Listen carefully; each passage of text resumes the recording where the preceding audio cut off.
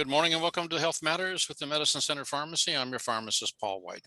We're very glad you joined us. It's hard to believe, but we're celebrating our 10th anniversary of the Health Matters radio program. We are planning some special shows to celebrate the milestone, so we hope you'll stay tuned. So let's begin today by thanking our sponsors, Cleveland Clinic Mercy Hospital, Studio Arts and Glass, and of course, our socially distant technical producer, JD DeAngelis. Is he out there, Brad? Joining me is Brad White, compounding pharmacist, and our special guest, Leslie Corns, licensed social worker and licensed professional clinical counselor, and Sarah Garbrandt. Did I catch that right? Got it. Okay. Licensed professional counselor and licensed independent clinical dependency counselor, both with Chrysalis Counseling Center. Good morning and welcome to the show, ladies.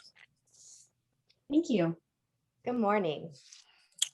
Is social media making kids unhappy? Evidence continues to grow and suggest that there's a link between social media and depression. Several recent studies show that users who spend the most time on Instagram, Facebook, and other platforms were shown to have substantially higher rates of reported depression than those who spent the least time. This relationship supports the need to take a serious look at how social media can negatively affect mental health.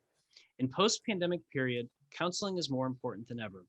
The counselors at Chrysalis Counseling Center are seeing a dramatic increase in anxiety and depression, and the population that seems to be the most impacted are children and young adults. This morning, we will talk with Leslie Corns and Sarah Garbrandt about anxiety, depression, and the potential link to social media. We'd like to remind our listeners that today's program is also available on our podcast. Just look for Health Matters with the Medicine Center Pharmacy in your favorite podcast app, and please subscribe. So Leslie, welcome to the show and thank you for your service to our community, especially during this pandemic.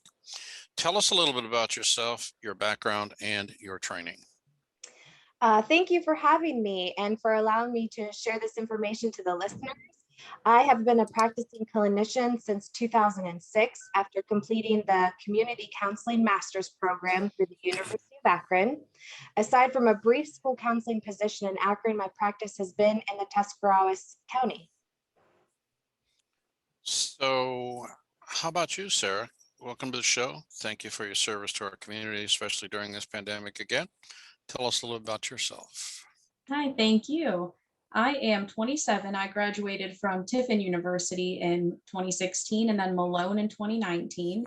I have worked in various environments at our local domestic violence shelter, then a case manager for New Philly Drug Court, and then a counselor for the Common Pleas Drug Court, and now at Chrysalis for mental health and substance abuse treatment. Currently, I treat clients ages 10 and up, and I love helping our community on a daily basis. Thanks. So, okay, let's get right with the topic.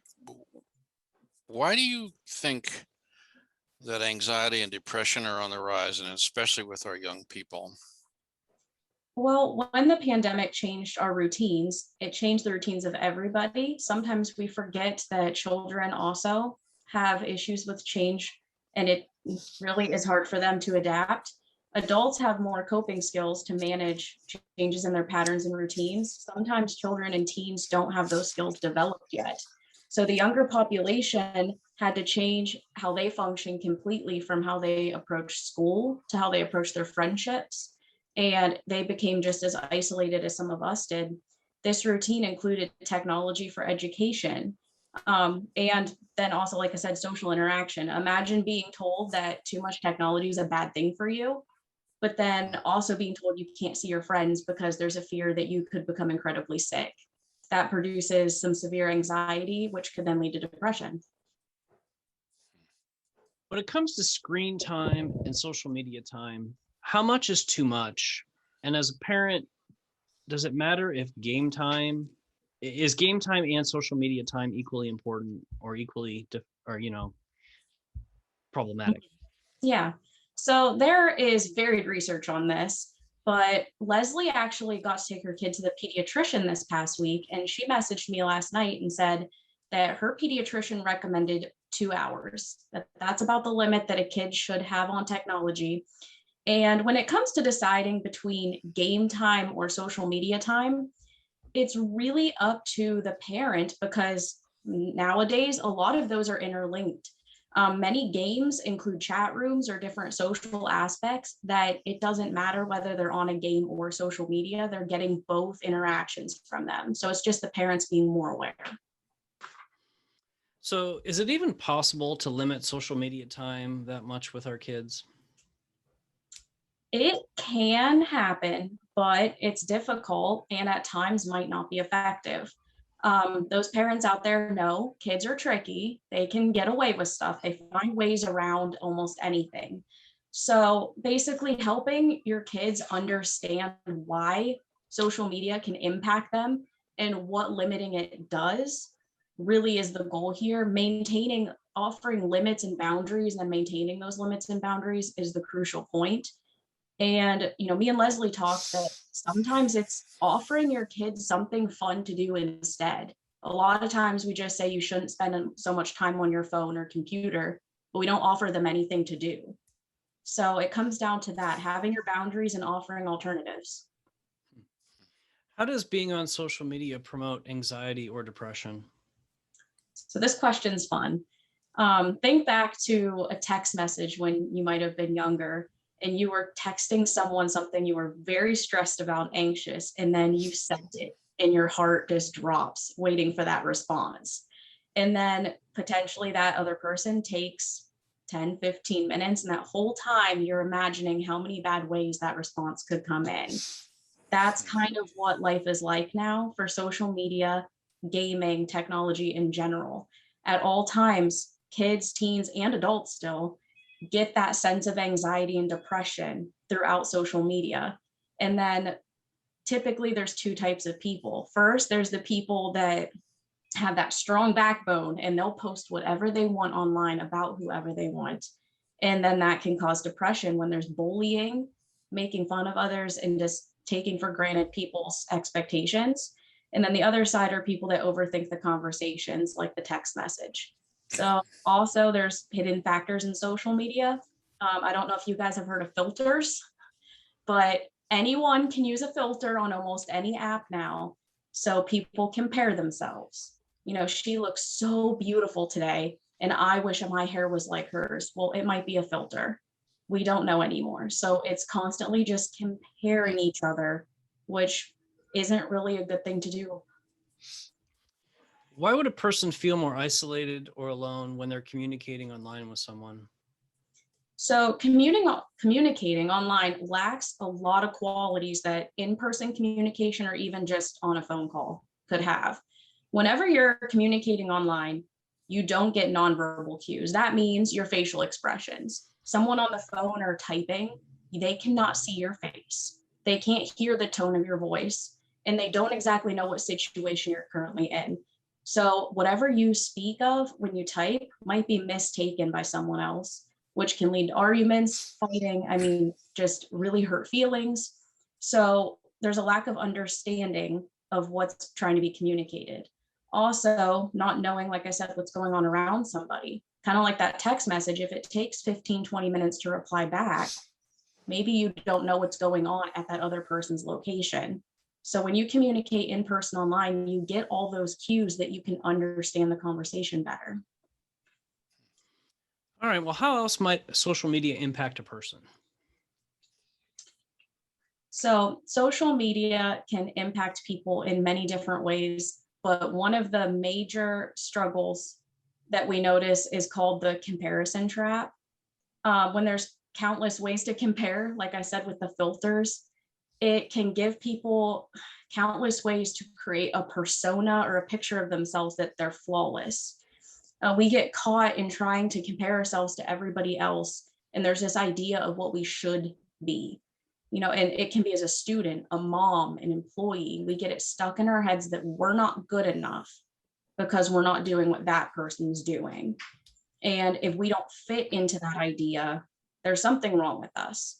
So when we feel that we're less than good, it leads to intense anxiety and depression. Okay. What you're saying is, how do I put this? That when you're online, there's a constant gee, I'm not as good as they are, or I'm better than they are, or is that what you're saying here? There can be, yeah. With the A lot comparison. of times people post things online about their positives. You know, they very rarely do people tend to post about the negatives. So you see a mom doing all kinds of things with her children and you think, well, why can't I do that? Or another kid at school posting about their straight A's and then, well, I got a B, I'm not good enough. You know, I don't want to speak for Leslie, but we hear it every day in our office. The teens, the adults, they come in and one of the first things they say is, I'm not good enough. So it's almost like a different level of keeping up with the Joneses. It's like the digital version. Instead of buying a new car because they bought a new car, it's like, well, why can't I go to Maui like they did? Or, Exactly. oh, I'm worthless. Or, Well, you know, the other side of that too is, okay, let's look back in the last century when I was in school. Okay. The only comparison, I guess, comparisons that you had then was she's more popular, he's more popular than I am. His clothes are better than mine. Okay, he looks nicer, or he's a better athlete. I mean, so online, are these basically the same things that you guys are hearing? That, you know, his clothes are better, or he's prettier, or she's, you know. It's those, but taken to a new level. So now kids come in and they say, you know, Jane Doe is so much prettier than I am. And she posted on her Snapchat making fun of me because, you know, my shirt was a little weird the other day. And then all the kids in the group start commenting on it, making fun of that person. And then it just leads to not only I'm better, but there's now the added aspect of you're not as good. And all the these kids all the lack all the skills to clothes are build, yeah, weird now. That's what I yes, think. yeah. You know, The level of viciousness has rised. It's rose. It's now a lot more easy for kids to be cruel to each other in many new ways. okay, yeah, in their postings and stuff like that, Exactly. because they're not face to face. Yes, they get the backbone and they get that courage of Yeah. I'm not going to see that person's reaction, so I can post it. So would you say that's the cruelty coming out of this person that is being harbored inside of them? It could be. It's more like just they like to pick on each other at times, Hmm. and the words aren't, you know, you look ugly today. They use new words that, you know, our generation would be baffled by, but they think it's normal. Okay, so too much time online obviously uh, can lead to a person feeling socially isolated and lots of peer pressure, lots more, I guess, than face to face. I mean, I can put myself back in high school and think, you know, some of these kids were really rough, but for the most part, you know, it wasn't really like it is today with the computers and the Facebook and the, you know, whatever site you're on. Um, Exactly. They have instant access to anything that they want now. what about other problems from being online too much? So let me see here. Check my notes. One of the things that I did want to discuss was back to that idea of that comparison trap. Um, just because it's basically a form, like we said, of peer pressure. The pressure to fit in has become the focus. That is now what people want with internet and social media. So I wanted to share a real example of one of my clients that I got permission from, 14 years old. And this client convinced mom and dad to download Snapchat, a very, very common, popular app. Yeah. And this app he had for 3 weeks. This young person did not use curse words. He respected people. And I mean, I've known him long enough to know those are his traits and qualities. Within those 3 weeks, he was cussing online, cussing through text messages, degrading women. And when his mom found these messages on his phone, they took a stand and made him delete the entire app. But when he came in for his next session, he cried and said, I got stuck. If I didn't talk like they talked, they made fun of me. If I said she was pretty instead of sexy or hot, they made fun of me. And I didn't know what to do. And I just was baffled that that was a real life example almost of how quickly social media can impact somebody. 3 weeks it took for this young man to change his personality. Wow, that's interesting. Again, I know several people that are really foul mouthed and really whatever, even in face to face, and they still some of the postings. I don't look at their postings much, but I've never felt the need to go that way. Mhm. Um, Yeah, it's common something to see it. something wrong with me, or No, I think it's just different generations have different concerns, and they're all about, this generation's all about fitting in. Mhm. That's what their primary concern is. And I mean, even when we were children, having friends was a big deal to us, but we didn't have the ability to just message our friend instantly and have a Yeah, sure. response in 2 seconds. If we wanted to hang out, my mom would call their mom and say, hey, Sarah wants to have a hangout or a sleepover. What's, Mhm. Kate doing? And we would set up a date. Now they can just text each other and say, want to come over tonight. Hmm. And it's just so instant. Another problem though with being online is also people's health. I want to actually really focus on that too. Fan of Isaac Newton over here. A body in motion stays in motion. A body at rest stays at rest. I have so many clients of any age that come in, and I'll ask them to check their phone to see how much time they've had on social media. Oh yeah. Sometimes it'll say 7+ hours. And that's A Jeez. day. so I'm Wow. thinking in my head, how much time did you spend sitting on your tushy, not doing anything? And that just puts you into a cycle, because we have found that, physical health is directly linked to mental health too. So when you sit all day doing nothing, it can exacerbate your mental health, your depression, your anxiety, and then you're in that vicious cycle of continuing to not take care of yourself. And that's why, me and Leslie both will talk to our clients about, not only do you have to care about your mind, you got to care about your body. They're all connected. So that's just another major issue with being online too much. What's the age category that you folks deal with? Um, any So and all, or I think Leslie's gonna be taking over here soon, so she can answer that. For me, I deal with 10 and up. I have clients as young, I have many 10-year-olds, a lot of teenagers right now, and then a couple of my oldest clients are in their 70s. hmm, very interesting. Leslie, you're taking over now. Yeah, just to answer your question, Okay. early in my time practicing, I worked with clients as young as 3 and 4, and did some early childhood mental health. But in the last 9 years, I've really started to prefer 10 and up as well. And I would say the majority of my clients are adolescents and adults at this point. But I do have a history of working with smaller children.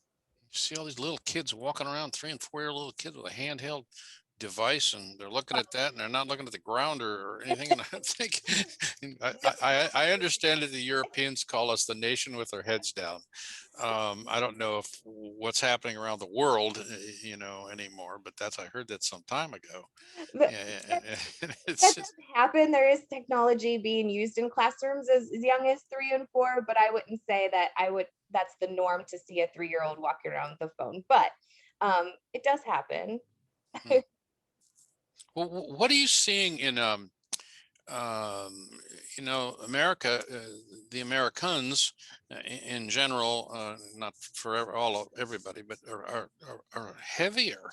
I mean, they're putting on more weight. What about these young folks that are coming to you? They sit all day long. They eat, while they're doing whatever they're doing on the electronic device. Are you seeing a pattern in that?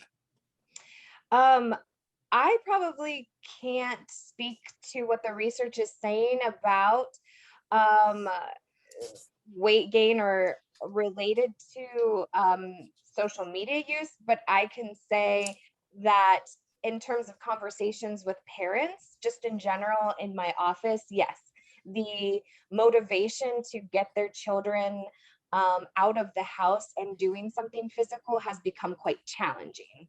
And so typically that's a treatment goal that they're wanting to incorporate. I mean, my gosh, we got all these fast food places, and oh, hey, mom, bring me home a hamburger while you're down at the, down the road at the what's it place, that sort of thing. And there's just so much. I mean, I don't think my grandchildren eat any vegetables. I mean, it's just they live on macaroni and cheese and pizza and whatever. So how do you break that cycle? And then how do you break the social media time cycle? Well, I think we're going to get into that a little bit as we keep going. Maybe we can touch on that. But I will say that one of the things that you maybe we're going to ask was if most people do spend more than that 2 hours a day, and Yeah. had touched on that she has had clients spend up to 7 hours a day. Well, when we went to the pediatrician with my 12-year-old son, and the pediatrician said, no more than 2 hours a day on your device, Carter and I had that conversation, and I said, well, how much time do you think you're on your phone? And he says, probably 5. And I said, probably 5. And honestly, I think most people do spend more than 2 hours a day, and myself Yeah. included. I believe we're all guilty of overuse. And I'll give you an example of how easy it is to fall into that. If I go online to look for restaurants in the area, I might find a restaurant and it links me to Facebook to look at what their menu is. Pretty soon Oh, I yeah. use Facebook, and I might see a post I like, and then the next thing I know, 40 minutes I'm browsing photos. It's just that simple to get lost in that that trap. Amazing. Yeah. Okay. Go ahead, Brad. So how do we break the habit of too much social media time? What are your tips from the experts here?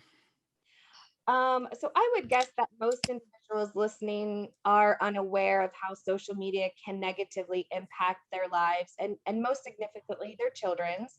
So breaking the habit starts with recognizing the impact physically, emotionally, and specifically in relationship to others. I'm going to play devil's advocate for a moment real quick and say, well, my kid spends a lot of time on social media, but he or she's watching educational videos or they're learning things. How do you divide learning time versus social time? So I do think that structuring time is important in terms of building consistency in a child's life and creating balance. And anytime I have a client or a family coming in and saying there's a mental health issue, whether it's anxiety or depression, you can argue, yes, they're watching educational information online, but it still needs to be in balance to what they're doing physically, or if they're doing something socially face to face with someone. So it just really is all about moderation and balance at that point. And so structuring that time within other activities. So let's talk a little bit then about relationships with others. How do you see relationships with other people being impacted by social media, either in a positive or negative way? So a common discussion that I hear in session between couples and families is that their partner or children aren't present. And so, for example, everyone may be in the same room together. However, there's a preoccupation with relationships online or viewing social media information, and the relationships right in front of them are suffering. And there becomes an obvious disconnect of family members. And it's almost as if the priority is what's here versus I'm sitting right here. And that's where things start to fall apart. You go into a restaurant and you see people between entrees or I don't know, whatever, everybody gets their phone out, and they're Yeah. all on their phone. And I'm thinking, even the kids, the little kids, everybody gets their phone out. And I'm thinking, okay, you guys are going out for dinner to have a good meal, okay, and to have a little social conversation. But it doesn't go there. I mean, it goes to the phone. Right. What do you do? Take their phones before they sit down? So, that is a rule that some families have adopted. It really just depends in terms of breaking habits in families where the preoccupation of the device and being online or with social media is the problem.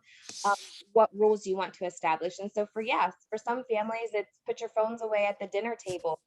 Um, and that includes going out to eat. Now, I I have to say that for me, going out to eat with my family, that is more my preference than my children. That is a treat I enjoy with my adult friends. And so if I want to enjoy that, I may allow a device, but that's the expectation in my family. That may not be the expectation in another Oh, family. the Home, most interesting thing about going out for dinner is you don't have to do the dishes. Okay, so you sit there and they carry away this, bring that, and bring that. So, it just we went out for dinner last night. Okay, it was our 53rd wedding anniversary. Okay, my wife and myself, and we were in a local very fine restaurant. And you looked around and all of a sudden everybody was on their phone, and I picked up my phone and she picked up her phone for a couple minutes, between food being brought and taken away. It's just like it's a habit. It's a habit we got to break. And I don't know how to break this habit. um so um there are some steps to do it within your family or within your friend groups, adults to adults, and you can set a goal for yourself. You can write that goal down on a paper, and then you can tell someone else about that goal. It can be the first step to breaking that habit. Okay. So I think you're talking about accountability buddy type stuff. So why don't you speak to that? Yes. So the research shows that when you write something down that you want to do, you're far more likely to do it. And writing things down helps with follow through. And when you share your goal with another person, it helps you stay more accountable in trying to accomplish that goal. And that person that you share it with can be your accountability buddy. And that person can respectfully hold you accountable for follow through with your goal. And oftentimes spouses will do this for each other. And I'm hoping that with increased discussion, like in this platform now, and awareness, that caregivers listening can work together and create support for one another to reduce the use of social media together, that we all can be holding each other accountable. So this isn't funny, but what you don't want is you don't want your accountability buddy getting online and flaming you for not following through on your goal, right? You want it to be a face-to-face, positive, supportive experience that you work together to get to that goal. I didn't even think about that, but you got me. Yes, that would be quite counterproductive.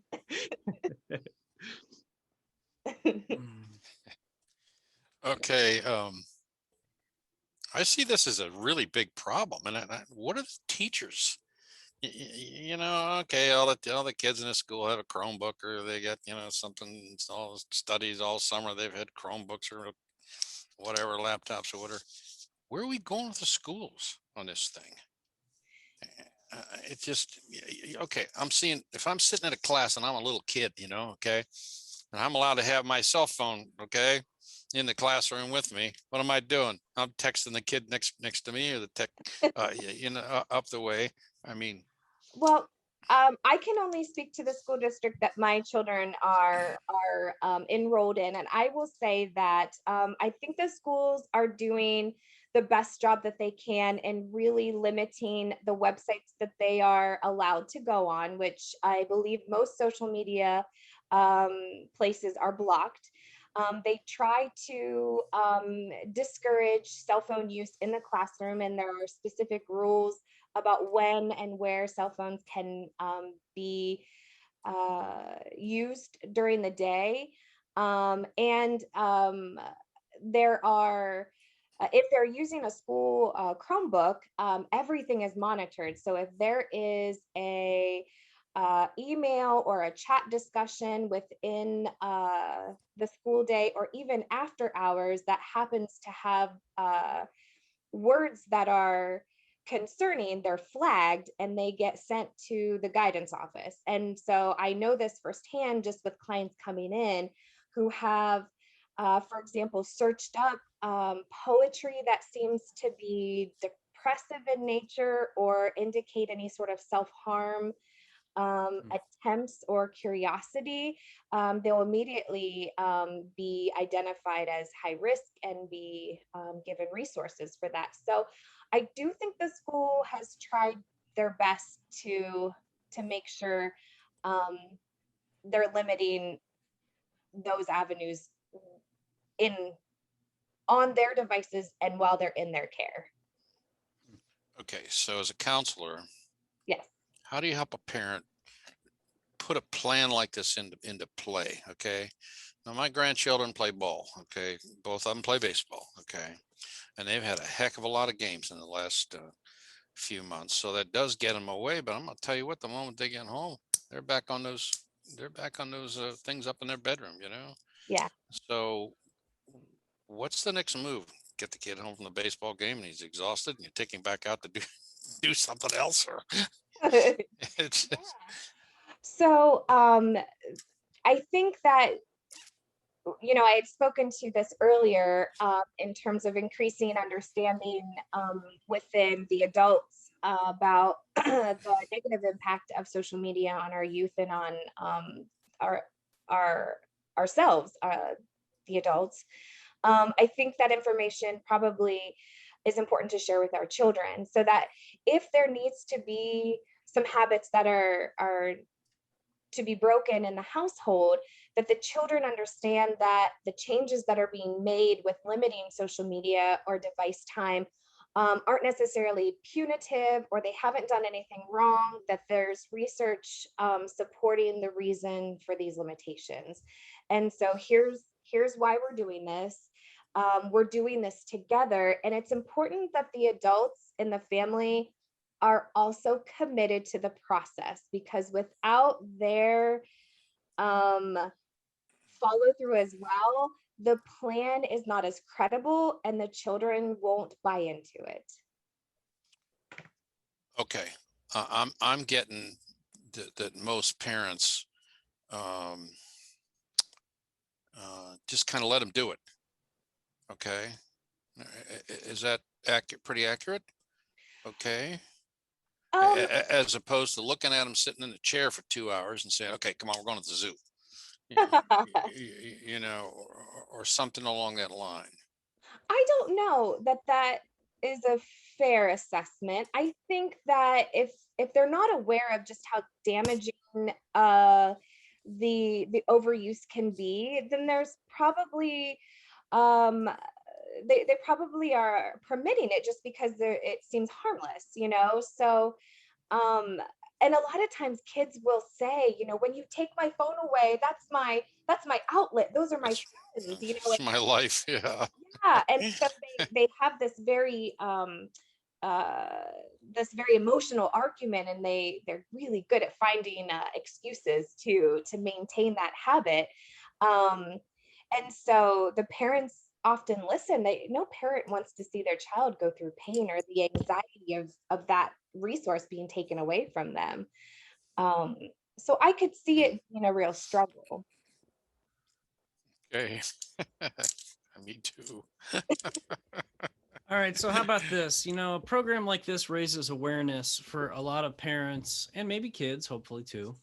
How about outline a plan for us that maybe we can start to think about, and then maybe if we didn't realize there was a problem with someone in our family, it might help us realize there is.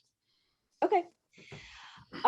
So after, you know, I would assume that, you know, caregivers and adults, you know, provide information to their youth about things need to change. They may start to identify how much time should be allowed on devices, and start to identify where and when devices are permitted throughout the day. And so a plan may look like purposeful structuring of time together that will not include devices.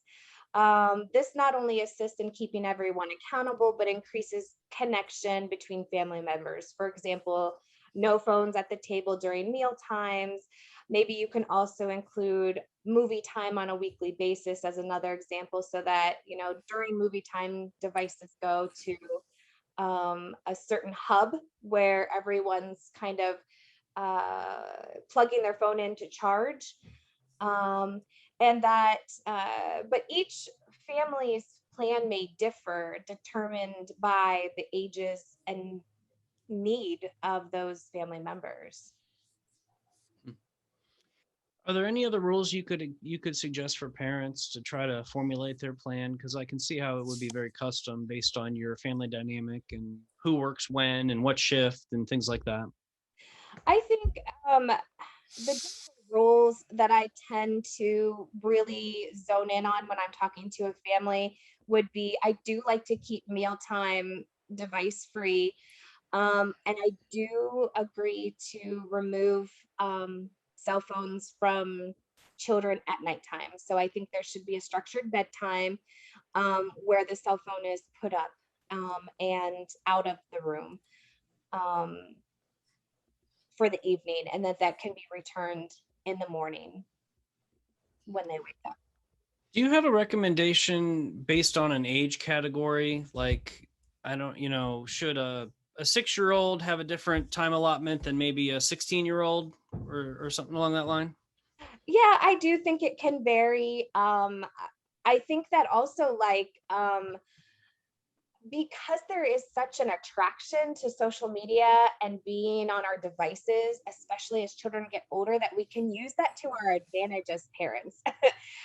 Meaning, if 2 hours a day is what the research denotes as being healthy, but we've got a child who is struggling with motivation to perform chores or turn in their homework, maybe we add some incentive, meaning if you are able to mow the lawn this week, then I'm going to add 30 minutes of time to your device usage. So we can use that as leverage as caregivers. And I don't think 30 minutes extra on a Friday night or spread out over the week is going to become negative within reason, and not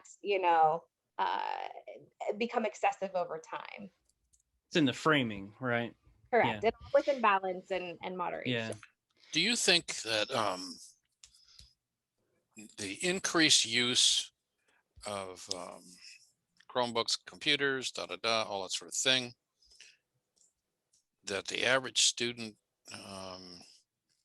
for the sake of any other word, more intelligent than prior student classes, students in general? Oh, am I hearing you ask that if with Well, yeah, what I'm saying here is okay, you got a history book in front of you as a student, okay? You're studying the history, okay?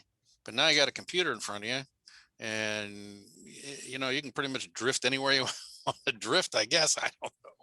In the course of the classroom. What do you think? What do you think?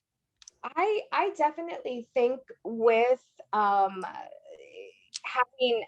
the web be this uh, hub of information that can take what our history books have and then allow us to zone in on one particular person and history and get a wide variety of knowledge, that it does allow us to increase our knowledge much quicker. And that for that is this generation able to become wiser quicker? I don't know what the research says, but my guess would be sure, why not? Can I challenge all Yeah, that's really it's wonderful what's on the internet.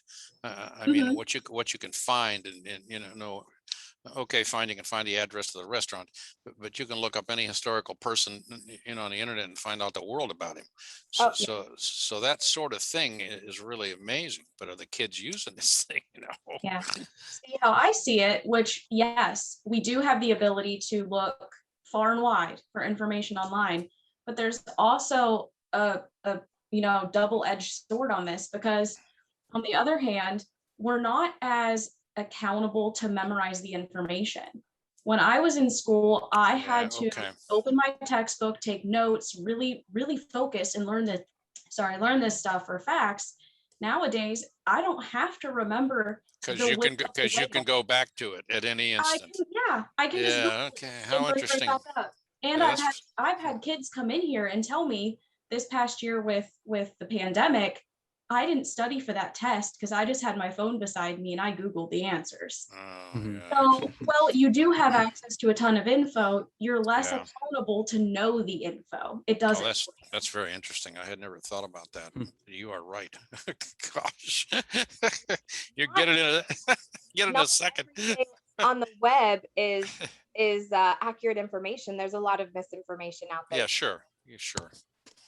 And then All right, that's so I'm thinking back about your ideas for parents for making a plan at mealtime or keeping cell phones out of the bedroom. But Mom, my cell phone is my alarm clock. What do we Mhm. do about that? Oh, I hear that so often. And I think it's a good argument, but I would just stick with traditional alarm clocks and really keep that device out of their room. It's just far too tempting, and um, it and it's much more practical to have a typical alarm clock. I love it. What about, I know that there's a lot of tech out there, and do you have any app or tips for parents to recommend to monitor what their kids are looking at, or how much time they look at it, or how to filter some things out? Yeah, actually, I think Sarah was gonna check in on this for me. She had an idea, so I'm gonna turn to her. So this is the kind of thing I love doing research. So I went through and tried to search for us as many apps as I could to figure out which one looked and sounded the best. After doing some deep research, most apps that actually monitor what parents would seemingly want do cost money. Even the ones when I Googled free would then pop up later and say it's a free trial and then costs money. yeah. So the cheapest but most effective that had really good reviews and ratings was called Bark. Bark like a dog. So it's Bark. Oh, And yeah. it connects to over 30 platforms, and it checks through whoever it's connected to, the children. It can go for more than one child in the house. Their text messages, their emails, photos, videos, and social activity on many different platforms to track the content and conversations. So anytime, and like Leslie said with the school, it flags certain things.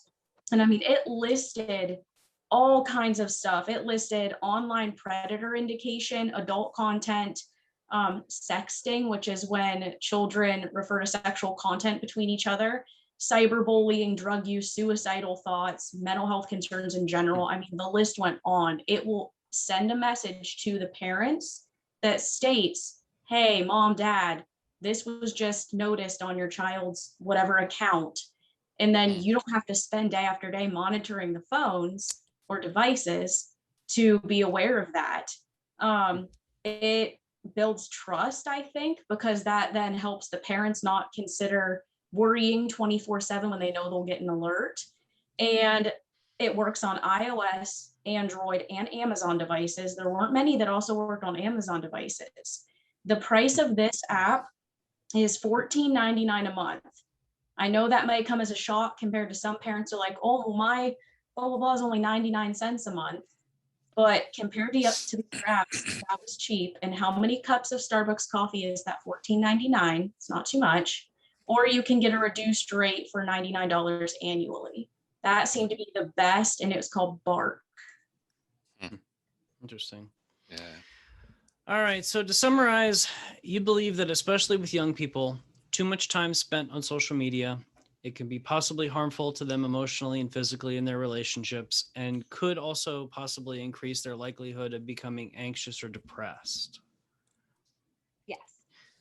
Do you have any parting words before we wrap up? You know, we want you to share your contact information for parents who've had their eyes open today with this program on where they can get more help from counselors like you and your clinic. But how about a takeaway message just for giving parents that extra push when they need to help have that hard conversation about how much their kid's online and that they're concerned about them? Um, I'm a mom. My boys are 12 and 9, and parenting is really hard. And I do not do it alone. And even with 16 years of experience in mental health, I find myself struggling every day. And if it wasn't for, a big support system, I don't know what I would do. And so if you are feeling lost, yes, find some resources, get into counseling, come and see one of us here. It doesn't have to be Sarah and I. We've got other fantastic counselors, and we're here to help. There's lots of research out there, and there's no stupid questions. And every child's different. Mhm. And we also have clinicians here that do see under 10. Just because me and Leslie prefer 10 and over, we have fantastic counselors here that will see those youngins that are under our age limit. So don't be discouraged by hearing that from me and Leslie. We have the providers here for anybody that needs help. Wow. Do you have a website or a phone number you want to share?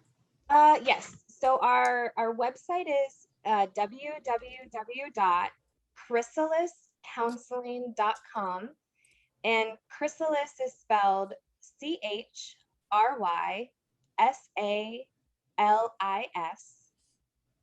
We also have a Facebook page, and it's just Chrysalis Counseling Center, Inc. And our phone number here is 330-364-9360. Very good. Okay. Thank you, both of you. This really was a good show. Very interesting, Thank you. to say the least. So I understand we're going to share this with another radio station coming up here. So that'll be even better. So anyway, thanks, Leslie Corns, licensed social worker and licensed professional clinical counselor, and Sarah Garabrandt, licensed professional counselor and licensed independent clinical dependency counselor, both with Chrysalis. Is that right? Help me. Chrysalis. Okay. Counseling Center. We'd like to remind our listeners, if you suspect you have a medical issue, please contact your healthcare provider. Thanks to Studio Arts and Glass, and of course, our technical producer, JD DeAngelis. As always, we thank our listeners for joining us on Health Matters with the Medicine Center Pharmacy. Have a healthy week, and we'll see you again right here Friday on News Talk 1480 WHBC.